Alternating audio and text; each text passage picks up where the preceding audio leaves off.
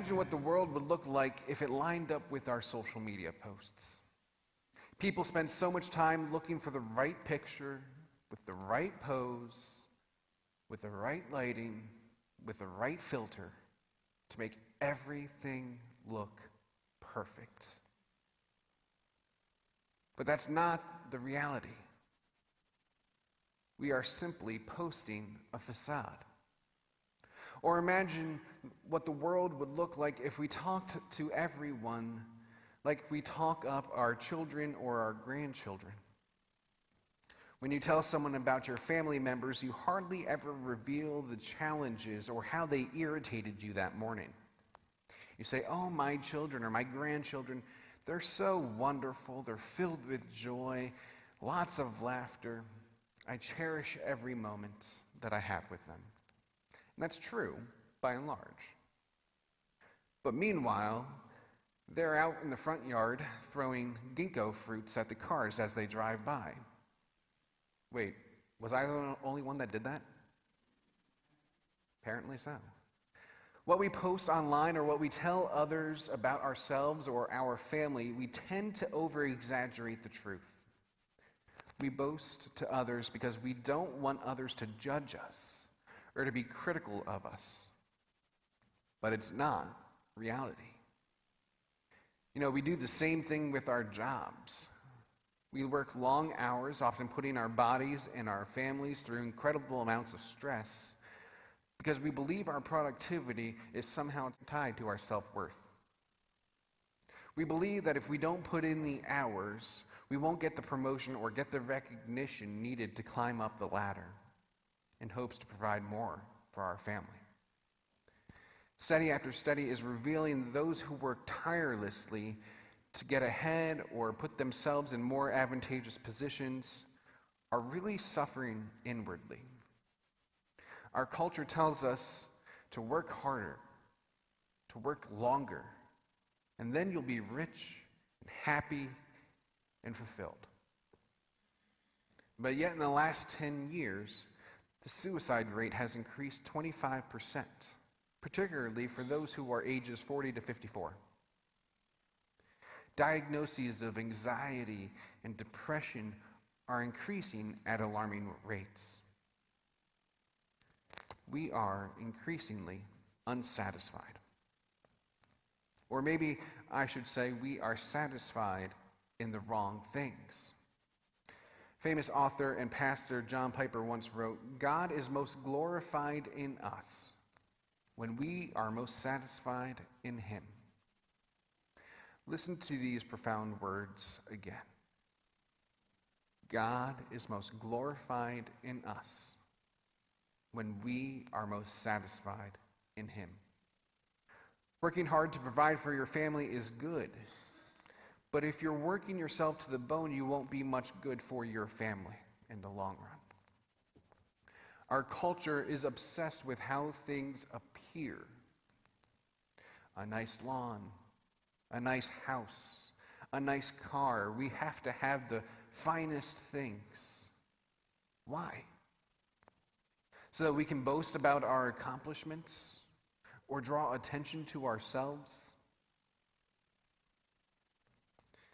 God is most glorified in us when we are most satisfied in Him. These are wise and prophetic words, and they're biblically sound too. Our culture constantly tells us we need to do more, to be more, so that others would see us in a good light and think highly of us. We think if others approve or appreciate what we do, we will have happiness and success. I hate to be the bearer of bad news, but the truth of the matter is that's just a lie. Your happiness and your purpose for your life doesn't depend on what you do, how well you do it, or your accomplishments. Your accomplishments is not a result of what you do, but rather what God gives you. Your happiness, your purpose, comes from one thing and one thing alone. When you rest in God's grace, You don't have to do anything except to accept that which is freely offered to you through Jesus. Grace. If you accept and rest in his grace, you'll become free from the burden of doing more in hopes that it brings you peace and happiness. In today's passage, we read from the Apostle Paul, who was responding to a bunch of false teachers that had sprung up in the Corinthian church. These false teachers spoke of grand visions of heavenly realms, skills, and they used fancy speeches to sway people to follow them. They boasted about what they had done and experienced in order to make themselves look more enlightened and holy. The false teachers were focused more on appearances rather than speaking the truth of the gospel. The world had corrupted their message. Christ was removed from the center of the good news. Naturally, Paul wanted to combat that. But he knew boasting of his own visions or experiences would be no different than what the false teachers were doing. So Paul took a different approach. Instead of focusing on his lineage, his training, or his encounter with Christ on the road to Damascus, Paul boasted about his weaknesses. I don't know about you, but if someone were to ask me to join their cause, speaking loudly and plainly about their weaknesses doesn't sound like it would be the best way to go. Imagine your boss saying, I'm moving on to this next venture. This company is really in the tank financially. You want to come with me? It's not exactly the most exciting sales pitch. It's just not going to work. But that's what Paul does. He tells the Corinthians, I've been beaten, I've been shipwrecked, I've been whipped 3 times, and I love Jesus more every day. Because for Paul, Jesus was the center of everything. His primary concern was that God would be glorified, so that no matter what the circumstances were, Paul wanted to be satisfied in him. Chapter 12, verse 6 says, But if I wish to boast, I will not be a fool, for I will be speaking the truth. But I refrain from it, so that no one may think better of me than what is seen in me or heard from me. Paul didn't want to take any of the glory away from God and put it towards himself. All glory goes to God. Paul has a clear and distinct message for us today.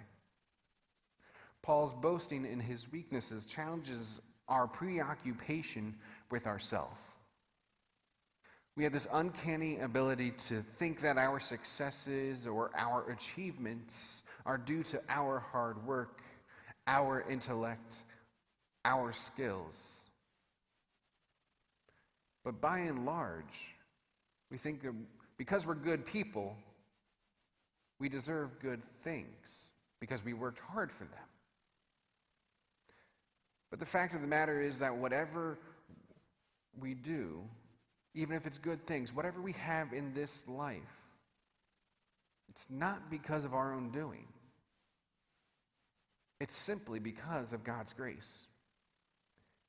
God's grace cannot be bought or bargained for because it's simply a free gift. We don't have to spend any of our time trying to earn it because it's already given to you. It's free. All we have to do is accept it for our own. Paul understood this, and even though he had every right to boast about his position, his authority, his gifting, he didn't. He boasted about his weaknesses. Paul boasting in his weakness did not lead to an attitude of exalting self-sacrifice, which he paraded before others and talking about how much he gave up for the Lord. Instead, his experience moved others to join him in praising the God of all comfort. Everywhere God led Paul to the pain and death, His suffering revealed the knowledge of God. Knowing that God was using Paul's suffering to reveal his grace. That's why Paul gladly boasted in his weaknesses and he delighted in his hardships. In the midst of so much adversity, so much trouble, and so much pain, he was able to magnify the sufficiency of Christ. By boasting gladly in his hardships, Paul is confessing in word and in deed his utter dependence upon the grace of Christ. Friends, we need to stop trying to take faith into our own hands. We need to stop trying to wrestle control away from the Lord. We need to stop trying to be more, to do more, in hopes that we might get some heavenly brownie points. First off, because it doesn't work like that. And secondly, because everything we do and everything we have is simply because of God's goodness and grace. Friends, God is most glorified in you when you are most satisfied in Him. Stop striving to earn grace. Rest in His all-sufficient grace, because it's sufficient for you. Thanks be to God.